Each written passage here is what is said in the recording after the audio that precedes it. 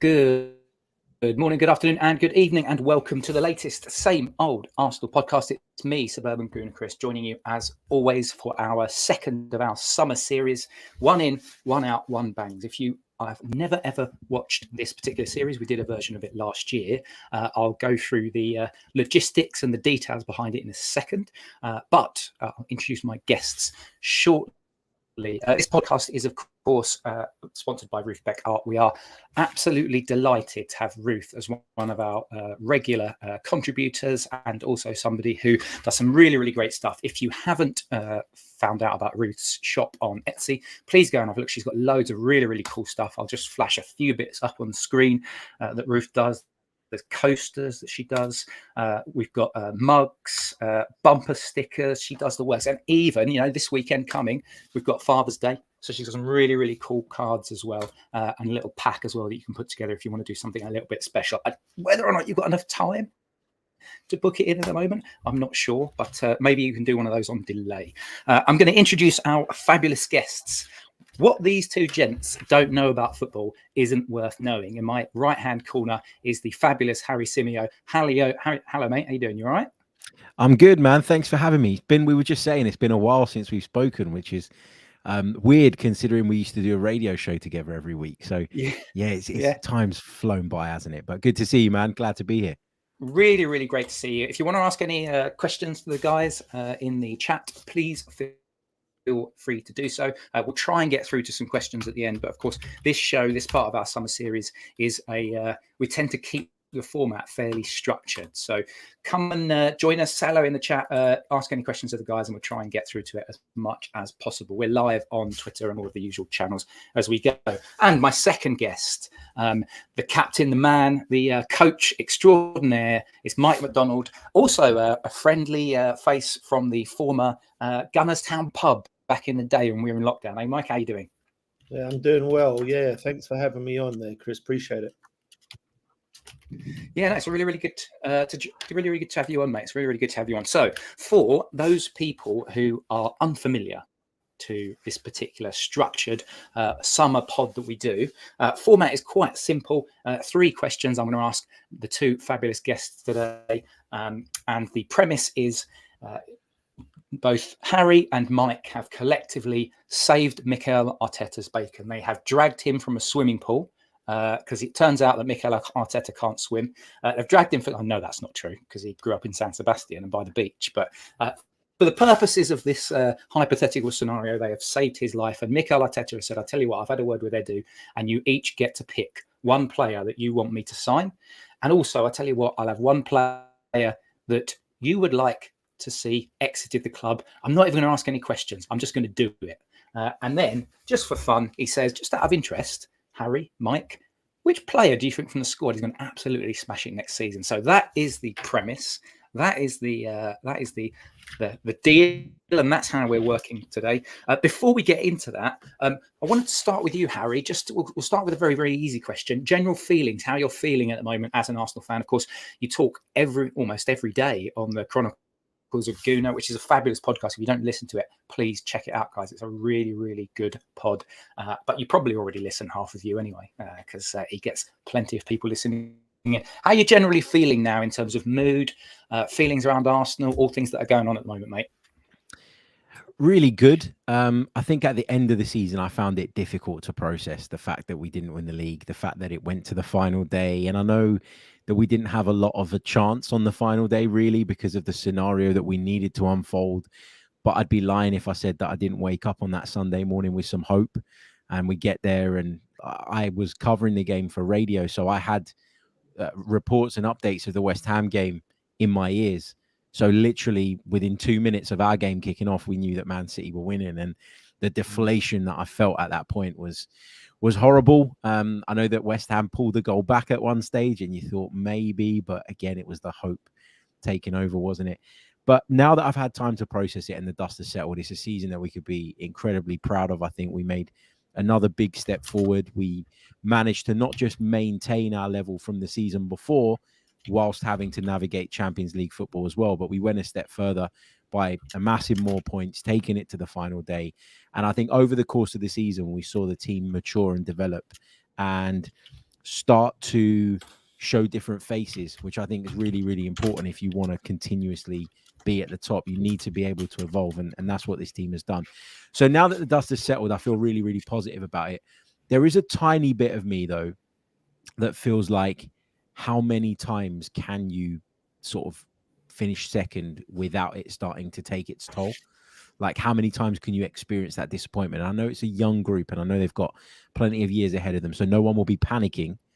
But you do get the feeling that next season kind of has to be the one, whether that's the Premier League or one of the other competitions. I feel like we need silverware next season to kind of crown off the progress that we've made, to give us something tangible to prove it. Yeah. Mike, are you in the same sort of position? I think I agree with Harry on this one. It almost feels like, and I know James Johnson, who's come on our podcast quite a lot during the season, has the same sort of thing. He's like, now is the time. We've gone through the kind of the progress, the process, the trust the process stuff. We're at that level where we're good enough to win something. Do you kind of feel the same, that it's like, come on now, let's get some shiny silver trinkets in that cabinet? Yeah, all of that really. I would like to think that next season we're going to do it one way or the other.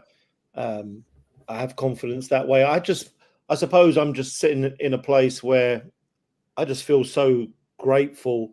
It doesn't seem so super long ago that it was my mum actually called me on the phone and told me that Arsene Wenger was leaving, and for all that he did, that was great. I was just so happy, because that period of my life, I remember watching the cup final at a friend's house and really not totally sure if I wanted Arsenal to win, because I knew it meant that Arsene Wenger would stay, and this whole monotony was going to go on. And just to think what Arteta's done in this period of time, and how he's been the root of the change at the club, I just feel so grateful, because not only are we a good team, now we've got such a promising future, and arguably the best future of any of the bigger teams in Europe, because of the profile of our squad. So I feel hopeful, but I feel very grateful, because it's football's a weird thing. I suppose sport is that there's so much emphasis put on winning, and there should be. But when you come second to a team like Manchester City, who are arguably the best in the world, and of course we know about their charges, then you've got to put it in perspective. I'm with Harry that we probably need to win something, if not for the sake of holding on to players whose agents might start saying, I'm thinking of someone like William Saliba, who I'm sure Real Madrid will come knocking one day soon, if they're not already, and say, hey, you know what, you've been here a few years, it's just not happening. And that's the only thing that makes me nervous. I would hope that I could put it in perspective next season if we didn't win the league and City did again. But that's sort of where I sit right now. Yeah, I think that's fair enough, mate. I think that's fair enough. We need to see some tangible evidence, and I think we'll get it. I mean, let's all be optimistic, Gooners, here. Let's be so optimistic that Mikel Arteta has said to you, Harry, come on, Harry, let's fucking go. Who do you want? Let's start with our first one of the evening. Of course, format, as we all know, is 1 in, 1 out, and 1 bang. So, Harry, what are you saying for your? This is my choice, Mikel. I'll have this guy. If it were up to me, and I was able to, push Mikel in the direction that I'd want him to go, and get Edu to sign the check, or whoever does sign the check or whatever, I think I would go for Alexander Isak at Newcastle. I know people always say, yeah, but he gets injuries and, you can't always rely on him. But I just think someone like Alexander Isak would finish off this team. I look at it and I think, there are a couple of areas where we probably need some work, and I'm sure we'll do some work on those areas over the summer. I think left back is one of those areas, because we're talking about a position where we don't really have a specialist at the moment. We are using Zinchenko, we're using Kivior, we're using Tomiyasu. We probably would have used Jurriën Timber quite a bit over the course of the season had he been fit. But let's be honest, he's not a left back either. He's a centre back who can play at right back that we might have shoehorned in at left back. So I still think that's an area that needs addressing. But I don't think there are many centre forwards in world football that would cap off this team, because I think that when you look at what the centre forward in our side does, it's so much more than scoring goals.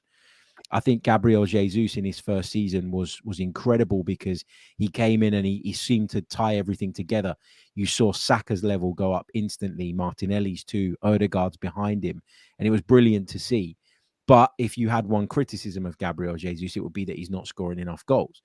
Kai Havertz in the second half of the season probably scored just about enough goals, but also gave us that link-up play, the ability to go long, the hold-up play. He gave us so much, a threat from set pieces, a support defending set pieces. But he's still not someone that when he goes through on goal, you're completely convinced he's going to find the back of the net. Whereas Alexander Isak is that for me. And he is so intelligent and he is so technical that I think in time he could be molded into almost the perfect centre forward for this side. So he's the one that I would go and get. Now, I know that he would cost a lot of money. And I know that it's a deal that's probably unrealistic given Newcastle, I'm sure, have no desire to move him on. But if I saved Mikel Arteta's life and I could, get him to repay me in some way and Arsenal to repay me in some way, that's the player I'd be breaking the bank to get. Not Gyökeres, who I think's release clause is ridiculous. Not Benjamin Sesko, who I think is a good young prospect, but is still developing. Not Victor Osimhen, who I'm unsure about. I'm unsure about how he'll fare in the Premier League. Alexander Isak is the one for me. So I've got a couple of bits for you, and then I'm going to get Mike to give me his thoughts on Isak as well, unless Isak is your one in. But Paul, hold that for just a sec, Mike. Transfer mark says 75 million euros. We'd never get him for a million years at that. I think Newcastle would want 100 at least. How does his injury record play to you? I'll read it out, some of the stats. So last season, I thought he was injured a bit more, but it seems to be two particular periods in which he got injured, which was October and November and then January and February. He missed 30 days for the first lot in October and then 24 days in January. So he missed 12 games in total. Does that put you off? And I'll also give you some other stats, which might actually support your argument if it doesn't put you off. He still made 40 appearances and got 25 goals. I mean, I didn't realise he'd scored that many goals. That's quite impressive. Yeah, the injury thing does concern me a little bit, like it would with any player. I'd say the same if you were talking about Elise. I'd say the same if you were talking about Eze. But I would be interested to kind of look into the games that he's missed when they came about in a little bit more detail, because I looked at Transfermarkt earlier when we were talking about Elise potentially going to Chelsea and Bayern and Newcastle all being interested. And it said that he missed 8 games in the 22-23 season. And actually he played 37 of the league games. So I don't really know how they got to that or how they worked that out. So I was a little bit confused by that. So I know that he's missed games. I know that it is a thing with Alexander Isak, but I'd probably go into it in a little bit more detail before making that decision. I do think at Arsenal, though, you would have the luxury of being able to sort of get him out of the team when he needs a breather. I feel like Newcastle last season of all seasons had to push everybody to their absolute boundaries because of the injury issues they had. They couldn't cope with Champions League. They didn't have the squad for it. They went through a period where they were barely fielding a team.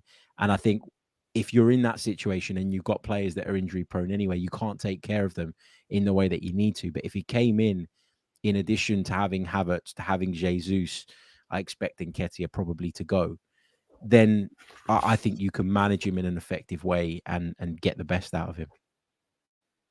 Yeah, it is a really interesting one. And this is a really good point, actually, timings in the season, because when you get to like February time to March and teams get knocked out of competitions, you look at just the raw numbers and it might say player missed like 4 games, but that might be a month. Whereas in October, particularly if you're playing in European football, that could end up being double the amount of games. So it's a really, really good point you make there, Harry. Really, really good point. Mike, don't want to cut you out of this. So give me some thoughts on Isak and then give us your I've saved your life, Mikel. I'll have one of these, please, players. Okay. Isak would be wonderful. And I know that I've just saved Mikel's life, and I think I'll probably have to save Eddie Howe's life to persuade him as well. I just don't see Newcastle selling him. I think there'd be, for a team that's trying to build the project that we are, he's their best player, I think. I just don't see it. That doesn't mean that on a podcast I can't say it. But if he came, it'd be wonderful. My only other reservation beyond what Harry's already said is the comparison to Thierry Henry, because he's got a similar playing style, but obviously not as good.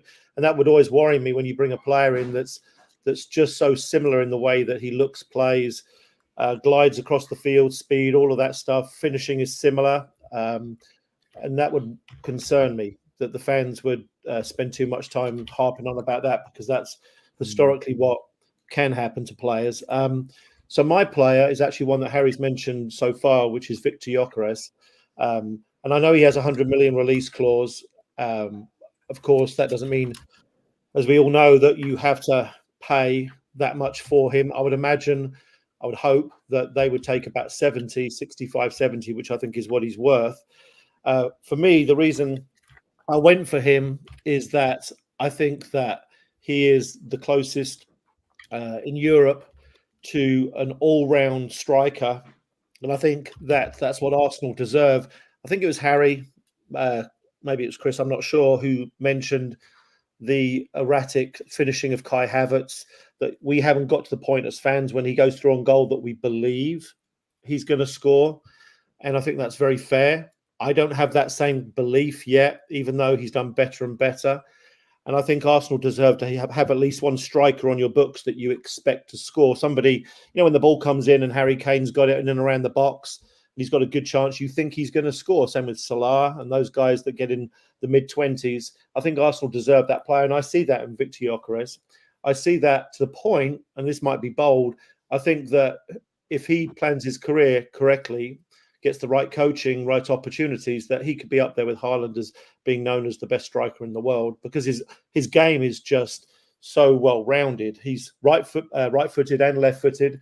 His assists were insane. I think he got 39 goals and assists, and I think it's 14 of those were assists last year. And that's what our centre-forward is asked to do by Arteta, is not just be like an Osherman who's more of a box player. He's in his prime, and even though we've been signing 22, 23-year-olds, I think, again, as Harry said, we're now in a place where we could somewhat expect to be winning the league. So these players are getting closer to that 26 age group, and so he would fit right in that pocket, ready to win the league now and score the goals now. And as far as from a coaching point of view, I've had I remember there was a kid who played for me many years ago, and he went on to play for the Houston Dynamos, actually, in the MLS. And he was the most well-rounded striker that I've ever had. Not that Arsenal are comparing their choices to youth soccer in Tennessee, but this boy just had this ability. Well, not an ability. He had this attribute where any time the ball was in and around the penalty area, he came alive, to the point where he used to regularly get yellow cards for slide tackling defenders in their box, because he was so aggressive and he had so much passion and hunger to score goals. And that's the kind of striker I like. That's the kind of striker I see Gyökeres as.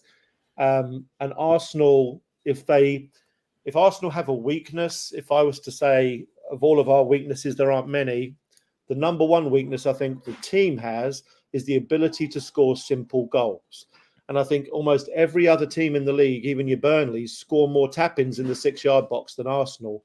And I think that's due to having players that don't specialise in movement, aren't particularly aggressive, not as big of a threat in and around I'm talking about in the 6-yard box, just a simple tap-in. And he brings that sort of Van Persie movement and hunger and desire. And my last point would be that I want a player who's a distraction. Again, it might be, Harry mentioned this one too.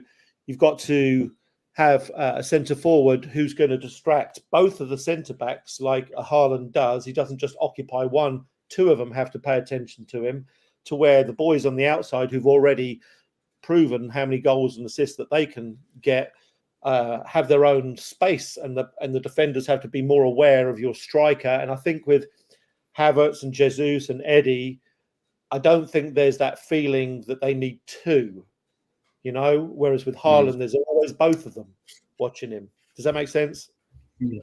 Yeah, no, it does. He got, according to, again, Transfermarkt, 50 appearances, 43 goals. 15 assists, over 4,000 minutes, obviously relied upon. 26 years old. I'm going to get you to get some thoughts on this as well, Harry, because I don't know enough about his playing style. And again, Mike, you can jump in as well if you want at any stage. But I don't know enough about his playing style. But it sounded to me like what Mike's describing there is, dare I invoke the name of Freddie Jeffers and to whisper it, fox in the box, from all of those years ago. I'm really showing my age now. Do you think that for some people, the whole Coventry association and the fact that he played so many games for Coventry, and yeah, he was good, but lower league down, do you think that put some people off, Harry? What's your kind of general take on Victor Gyökeres? Yeah, absolutely, 100%. People are snobs. That's how it works. You look at the clubs he's been associated with, and Sporting are a much bigger club and a huge club in the biggest city in Portugal and all the rest of it. But even that, I look at that and I think, okay, you've done it there and you're doing it there, which is great. But does that translate into the Premier League? So I'm not saying he comes to the Premier League and he doesn't score any goals and that he's completely ineffective. But I always wonder how that translates. That's always something that's on my mind. Where I will say that he's probably a better option than maybe Benjamin Sesko, who I know we've been heavily linked with, but we're not going to get now, is that just kind of looking at sort of the FB Ref scouting report and all the sort of metrics, he's so much more involved in the game generally than Benjamin Sesko is. Sesko, when I sort of really dug into him, we did a podcast on it last week. I was shocked by how little involvement he has in a game outside of scoring goals. Like, he was in the 30th percentile or something like that, which means he's, in the 70% of players do more than him outside of the box in terms of passes, in terms of assists, in terms of touches, etc., etc. So I do think Gyökeres is more rounded than Sesko for sure.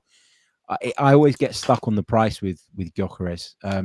I know Mike was spot on when he said that you don't always have to pay the release clause, but I'd imagine that Sporting would want something close to that, at least as a starting point for the negotiation.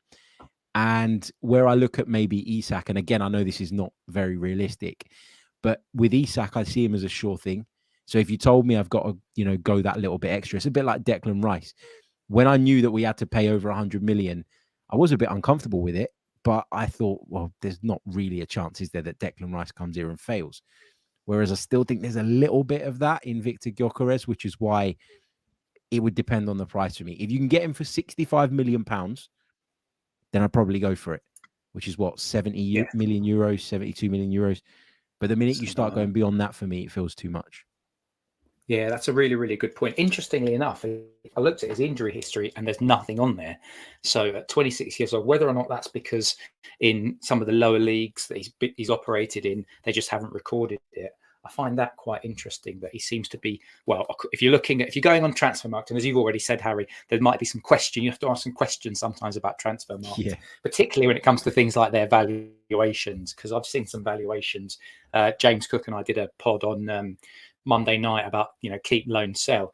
And some of the valuations on Arsenal players, I was a bit like, yeah, all right. I don't think so. But that looks interesting, that history. 26 years old, an interesting one.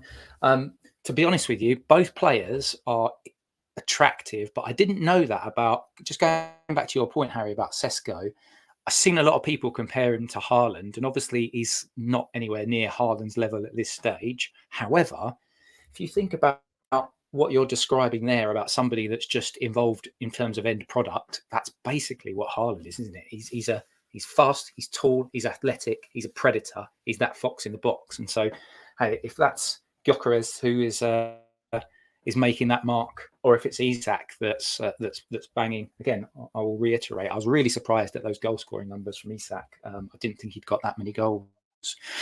We are 24 minutes in and we still haven't even got to the outs section, so we're not even halfway through. So I'm going to chivvy us along, and Mike, I'll start with you. Who are you going to pull the trigger on, given the choice, just to make sure that they're definitely going to get a fee for them, and we're definitely going to be exiting them this summer? Yeah, I would go with Eddie Nketiah, and I think that there was a time a year or two ago that he was good enough for this team. I've always had this visual, Chris, in my head. I wish I could draw and put it on my on my blog, but I can't, of Eddie Nketiah chasing this Arsenal badge sort of up a hill, and the Arsenal badge chasing running away from him, chasing the Champions League and the Premier League. And I feel like that's how his life must be. He used to be good enough, but because the team is elevated to moved up a couple of levels, he might be chasing us and improving as a player, because we have seen that. But Arsenal have now moved, I think, beyond his ability, so he can't catch us, if that makes sense. Not the Arsenal that's at this level. And I think it's just as simple as that. I think that's a good footballer. I think he could have a good Premier League career. And I think I won't be surprised if he could have a good Premier League career and score 20 goals for another team. But I think Arsenal are not in the place anymore where they can have a player that is whose toolbox is as limited as Eddie's. So unfortunately, I would get rid of Eddie. Yeah, I mean, you're not the first person, and even last season, I feel like there was a few people saying that. And Harry, I mean, give us your choice. But before that, unless it is Eddie Nketiah, let's have some thoughts on. Do you think it is time now? It feels like we were saying. It feels like this is a conversation from last season as well in the summer, right? It's as much the time for Eddie as it is for Arsenal, because for me, he's too good a player to not play. And I'm not saying he's an Arsenal level player, because I don't think he is. I don't think I've ever been completely convinced that he is, but he's a Premier League striker, in my opinion. And there are a lot of clubs, probably in the bottom half of the table, but, pushing into the top half, that would do really, really well to bring someone like Eddie Nketiah in, because we've seen that when he gets the service in and around the penalty area, he will score goals. So I think that he is a player that for his own good needs to move on as much as Arsenal need to move him on. I know a lot of people were super critical of the fact that we gave him that 5-year contract on 100 grand a week. And I remember sort of saying to people, well, actually, if you work out how much that 100 grand a week over probably 2 or 3 years, which is what we're probably going to keep him for during that contract, it's much cheaper than going out and bringing in even a second choice striker, because obviously we were signing him up on a free. His contract had run out. We'd given him a new one. So it wasn't that big of an investment. I think I calculated it at I might be wrong now, but it was around about 15 or 20 million in total over the course of that contract. And we're probably going to get more than that back now before the 5-year term. So I think it makes sense for us, but more importantly, because I feel like in Eddie's case, it's more about him getting the game time he needs now. I think that's the right thing. And I wish him all the best. Yeah, and he's that sort of age, isn't he? He is that sort of age that he needs to be playing regular football. And we've got plenty of people saying it in the chat as well, including somebody who, I don't know what this is about, Harry. Maybe you can help me out. But somebody's saying you've got the wrong Symeou on. I've definitely not got the wrong Symeou on. I've got the right Symeou on. Do you want to? You got any idea on what he's talking about? I've got on my podcast where I do the break. There's a clip of my little boy saying, "You're listening to the Chronicles of a Gouda. Like and subscribe." And I think that's what he means. Yeah, that'll be it. That'll be it. Love it. So the one out then. The one out. What are you thinking? Okay, so mine is probably going to be an unpopular one, but I'm going to say Emile Smith-Rowe. Like the player a lot, think he's got a lot of quality. There was a time where I would have put him above Bukayo Saka in terms of potential. When they first both broke onto the scene, I looked at Smith-Rowe and I thought, this guy's really, really special. But the truth is that his body's let him down, and people will argue that he's over the worst of that. He's had some surgery and that he'll be fine going forward. But I've got no way of knowing that because he just doesn't play enough games. And how do I know that if he plays 10 games in a row, he's not going to break down again? So I've got that concern with Emile Smith-Rowe. The other thing is, I think the team's evolved and we no longer really have a place for him. And when you put him in the team now, you are putting a square peg in a round hole. He's not a left winger, which is where he kind of made his name at Arsenal, coming in off that left-hand side when we were quite desperate at the time. And he did really well, to be fair to him. There was a period where I'd argue that he kept Mikel Arteta in the job with some really, really important goals. But, we've gone with Martinelli. We've got that more natural, traditional winger who stretches teams and gets in behind people with his pace that Smith-Rowe can't do for me. But then when it's not Martinelli, it's Trossard, who might not have the best all-round game, but is so clutch in terms of popping up with goals when you need him that he's worth having in the side for that alone. With Emile Smith-Rowe, I get frustrated, Chris, when people say he's an 8, play him as an 8. He's not an 8. At no point in his career has he ever been an 8. At no point 3 years ago would any of us have sat here and said that he can be part of a midfield unless he is allowed to float and allowed to roam. And the truth is, he's nowhere near the level of Martin Odegaard. So I'd never take that flexibility away from Odegaard to afford it to Emile Smith-Rowe. And so I just don't know where he fits. I think he's a sellable asset. You could get decent money for him. Again, a bit like Nketiah, because I like the guy so much and I want him to go on and play. I think moving away from Arsenal is the right thing. And so I think it just works for everyone. Money in, player goes and gets to play football. We don't have to keep scratching our heads about how we can get him into a team that he just doesn't fit into. And so I know some people would disagree with that, but to me, he's one of the players that we should be focusing on moving on because of the price, I guess, more than a lot of things. Yeah, absolutely right. I can't disagree too much with what you're saying. We've got just over 300 of you listening and watching in. Please put your questions to us. I'm starring a couple of them. One of the things that BX Gunner said, which I thought was interesting, was he said 2020, but he actually then meant 2021, 22. It did leave us wanting more with Smith-Rowe. Like you said, Harry, that moment in which he sort of saved Mikel's bacon.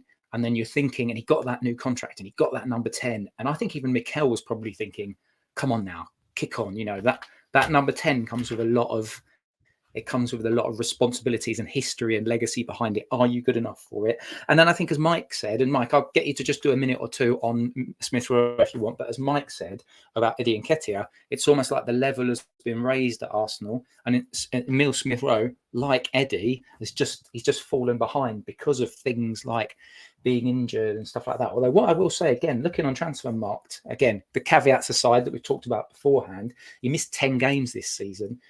He's missed 46 days through injury, but he just wasn't being preferred towards the end. But Mike, do you want to say a minute or two on Emile Smith-Rowe, or any thoughts from that perspective before we get into the one to bang? You've got to unmute yourself first, mate. Ding, ding, ding, ding, ding. Hate it when that happens. Go on, Mike. Okay, sorry. It's unfortunate how his career has gone. I think there's definitely a player in there, maybe a player who, beyond Eddie's levels, that can play at this level, but he's not available enough to prove it. I think I'd love to have seen him play on Odegaard's in Odegaard's position, because him and Saka have such a good relationship. It would have been interesting to see. But honestly, what's the point? Because to me, the whole summer transfer window is about finding players that Arteta trusts, because as we all know, he trusts about 14 or 15 of them maximum, right? And then the rest of them, like Emile Smith-Rowe, when it comes to the crunch and we need a goal, or we need whatever it is we need, there are players that just don't get brought on. So regardless of what we think, what's the point? Because if he doesn't trust Smith-Rowe for whatever reason, then he's got to go, and he will fetch a big fee. So sad. I mean, ideally, I'd love to see him loaned out, play a whole season for somebody else, come back and get in our team. But there's obviously some kind of thing going on there where he's not trusted when it comes down to the crunch. So, I mean, don't disagree with Harry in that regard. I wonder if there's something more to it. I do wonder if there's something more to it as well, because there's been times where he's preferred, like if he is going to use him as an 8, there's been times where he's picked Kai Havertz ahead of him as an 8. There's been times where, you know, he was down to the bare bones of like midfield players in terms of how we made up that midfield, and he still didn't pick him.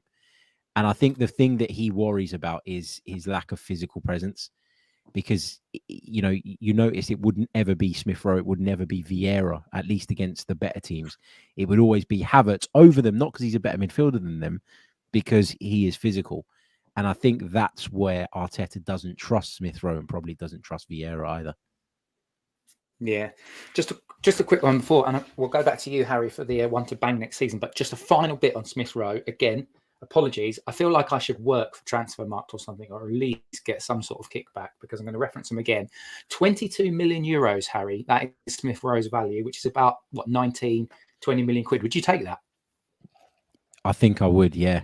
And again, I know that's not a popular opinion, but I don't understand how someone who's hardly kicked the ball for 2 years can have a really high value in today's market. The thing that everyone always forgets is that PSR has crippled everybody. Like, yes, the rules are going to be relaxed going forward and all the rest of it. But look at Aston Villa. They've just qualified for the Champions League, and they're having to move on arguably their best midfield player to make sure that they fall in line with that stuff. We know that Chelsea have sold hotels and car parks to make sure that they can fall within the regulation. So this idea, first of all, I think values in general are going to be lower than they have been. And I think that the fact that he's hardly kicked the ball for 2 years really does work against us. And when Arteta makes it clear that a player is not a part of his plans by essentially not selecting them, not turning to them when they're on the bench, all the rest of it, it's kind of hard to then go into the market and demand top dollar. So if someone offered me £20 million straight up, no messing around, no clauses, no, have him now, pay later kind of thing, then I would take that, yeah. Yeah, and I hate to be the amateur accountant here, but all Arsenal fans are these days. That's pure profit, isn't it, as they say, because he's an academy player. So, Harry, tell me about the one player. Mikel says, "What do you reckon? Who's gonna be my guy next season? Who's gonna bang?" I don't want to use the old Arsene Wenger cliche, but Jurrien Timber, I think, really is like a new signing. Obviously, we didn't get to see him in action much last season. We got 45 minutes at the start of the campaign and a little bit at the end. And I was really, really excited about that signing. I was really excited about him taking us to another level, not just defensively, but in possession as well, because I think he's so good in possession. I was lucky enough to commentate on his return to action in the under-21s game against Blackburn. And I turned up that day, and I remember saying, I think I did it with Perry Groves. And I remember saying to him, the dream scenario here would be that Jurrien Timber scores an absolute banger. And that's exactly what he did. So, yeah, I think he's going to need a bit more time, I think, to get up to speed. I think he did look rusty in that game and in some of the other under-21 games he played. I think there was one other. He also looked a bit rusty when he came onto the pitch on the last day of the season as well. He will get there. We're going to have to be patient with him because it's a major injury that he's had. But I'm really excited about him, and I think he's going to take us to a whole new level. The way he can go into midfield, I think, is really important, because I think sometimes when we played with Kivior, we lost a bit of that. I think sometimes when we play with Tomiyasu, we don't have that. And the reason those guys are preferred over Zinchenko is because defensively he's not quite up to it. Whereas in Timber, you feel like you've got it all. And that's what I'm really excited about. So he's the one that's going to bang for me next season. Yeah, and you are echoing the thoughts of Albert JTV, who was on the pod last week. And I kind of feel like, so I do the askings of the questions, but if I had one that I was choosing, I probably would go down that route as well. I remember, I'm going to repeat myself from last week, so I'll be very, very quick. I remember going with Giles to the, our friend Grandi Tweets, to the Community Shield against Man City. And within about 10 minutes, I stood next to Giles and I just kind of tugged on his arm and went, I think I'm falling in love with Jurrien Timber already, because he just looked brilliant playing that left back spot. But Mike, few words on Jurrien Timber, unless he is your guy that you think is going to bang, in which case you can say many words about him. Okay, well, I was debating between two, but then I believe Albert chose Gyökeres, Nketiah, and Timber. So I'm going to go with my second choice because, well, first of all, Jurrien Timber, everything you fellas said, absolutely. It's really hard sometimes to pinpoint why you like a player, and it's really hard with him. But there's something about him when he's on the pitch. I think it's his agility, mobility, just how comfortable he looks out there in midfield, in the pockets, in the back. As Harry said, he's better than Zinchenko in the back.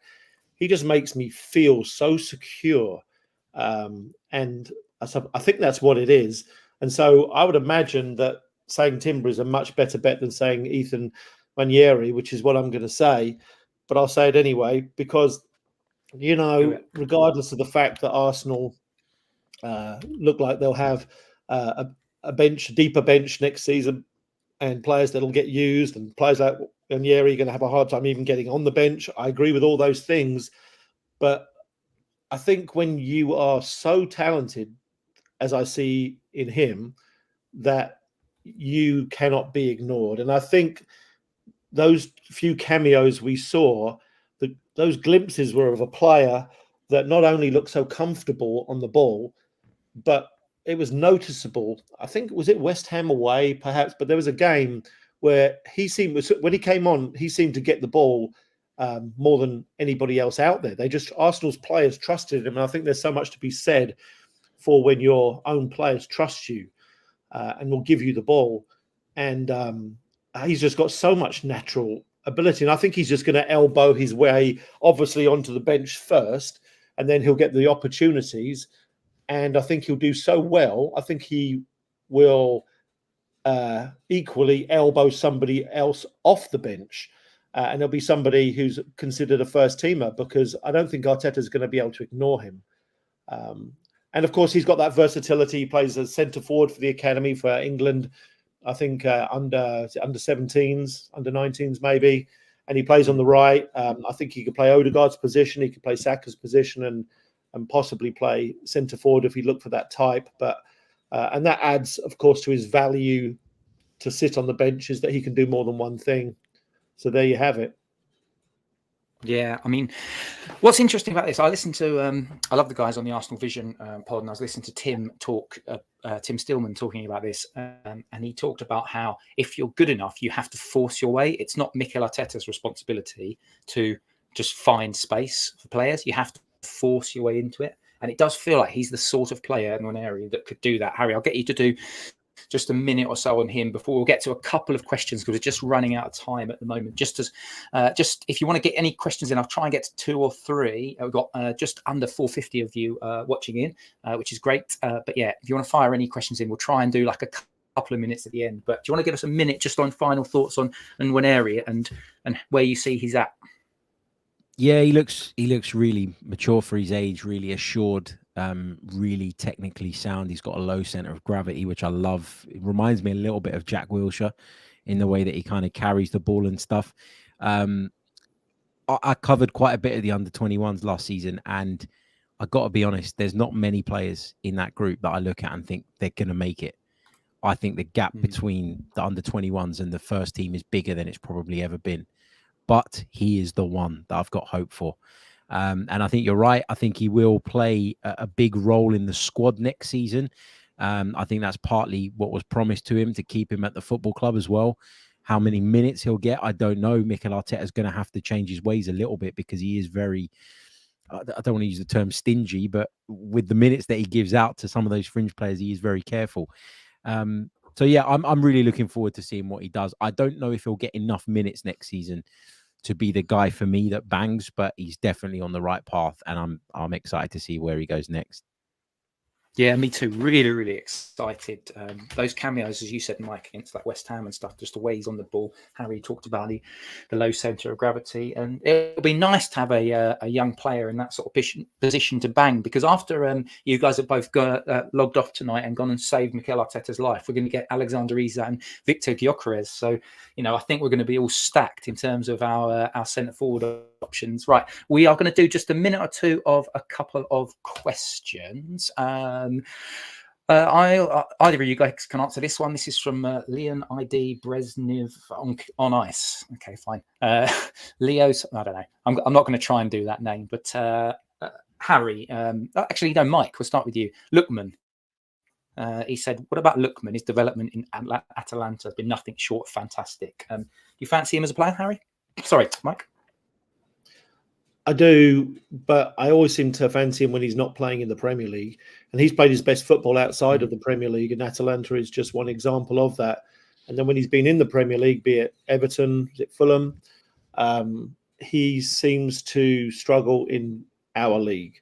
So I wouldn't be interested in him, not because he's not good enough necessarily, but because I don't see that he's necessarily a fit for the Premier League in comparison to Serie A or the Eredivisie or wherever else. Yeah. Yeah, I kind of feel that as well. Harry, it looked like you wanted to jump in there. Go on, mate. I was going to cough, but yeah, on Lookman, he is. Okay, I'll let you go. And I'll ask you another question. Go on then. I was just going to say on Lookman, like whenever I think of Lookman, I think of that failed Panenka penalty, and then he made the Europa League final his own, and now that will override that really bad Panenka. So I agree with Mike. Yeah. Great player, really good player, but not in the Premier League. Yeah, Harry, I've got one specifically for you here. Although we'll let Mike have a go at it if he wants, have a stab at it. What do you think of Lumin rumours? This is the goalkeeper from Real Madrid, and I've written a little piece about that today. Do you think Lumin instead of Raya? What do you reckon, Harry? I don't know that I'd put him instead of Raya.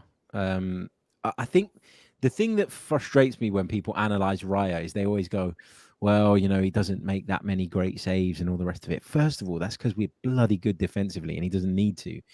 But his skill set is so perfectly suited to our backline, the way he comes and collects crosses, the fact that his distribution's stronger, all of that. Like, they're small gains, but they are gains that Mikel Arteta's made in terms of improving his team defensively by bringing David Raya in. So I wouldn't bring Lunin in ahead of him. Would Lunin come in and play second fiddle? I don't think so. You know, if you're going to play second fiddle or be a reserve, you probably stay at Real Madrid and get a Champions League winners medal at the end of every season. So I don't think that that's one that we would do. And I'm not sure that the player would be interested given Raya's status. If my ideal scenario this summer is just keep Ramsdale. Like, unless someone offers what we think he's worth, then keep a hold of him. I don't think Ramsdale's the type to kick up a stink. If he does, that's a different story and you have to review the situation. But right now, I would like to keep those two goalkeepers at the football club because we need to be getting better, not worse. Yeah, 100%. I agree with you. And the bit that I wrote today was very much, this guy's just played, this Lumen just played at Madrid because Courtois basically spent the entire season out injured. He's going to want to start playing some proper first team minutes if he wants to go anywhere. He's not going to want to play second fiddle. And if you're going to play second fiddle, play it to the team that are the current Spanish champions and are the current Champions League winners. So I'm going to probably put a pause on that because I'm conscious of time and I've kept you wonderful gentlemen long enough. Really, really interesting ones today. Fantastic choices. I'm coming around to the idea of Isak, you know, because of those goals. Like I said, I didn't realise he had so many goals. Really, really impressive footballer. Some really good choices. Thank you very much, gents, for joining me. We will be back, or Amanda will be back on Wednesday next week. I'll be back for another one of the one in, one out, one bangs with two new guests, just firming up who that is at the moment. Thank you very much for those of you guys who have contributed, have put some questions in the chat and been part of our amazing community. Like I said, Amanda's got something, she won't tell me what it is, but she said she's got something special lined up for next Wednesday. So to find out, you're going to have to subscribe, like, do all of that stuff which Amanda constantly tells us that we have to tell the world about. But from myself, from Harry, thank you very much, Harry, for joining us. Thank you for having me. That's been really, really good having you on, mate. And Mike, thank you very much as always. Yeah, absolutely. Thank you. It's been great having you guys on. Thank you very much for everyone for watching. Catch us on the next one. We won't be live for another week or so, but like I say, if you want to find out about this mystery guest that Amanda's got going on, check us out next Wednesday. From me, from Harry, from Mike. Cheers, guys. And as we always say, keep it Arsenal, always Arsenal. Catch you later.